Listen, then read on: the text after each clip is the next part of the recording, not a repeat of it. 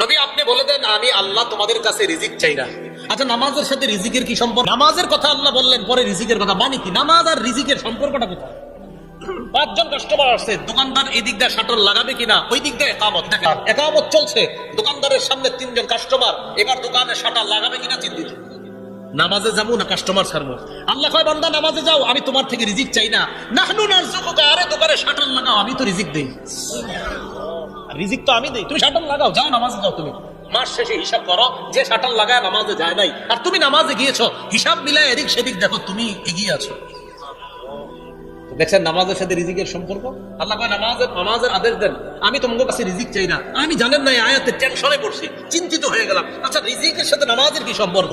তখন আল্লাহ বুঝ দিয়ে দিল, হ্যাঁ মানুষ রিজিকের চিন্তায় অনেক সময় নামাজ পড়ে না, আরেকটু পরে যাচ্ছি, আরেকটু পরে যাচ্ছি, আরেকটু পরে যাচ্ছি। আরে কেন ভাই? কাস্টমার, 2 জন কাস্টমার আর 3 জন কাস্টমার, আরেকটু পরে যাচ্ছি। আল্লাহ ভাই না না, তুমি নামাজ পড়ো, আমি তো রিজিক তোমাকে দিব, টেনশনে নামাজ পড়বা না, মানে কি ব্যাপার?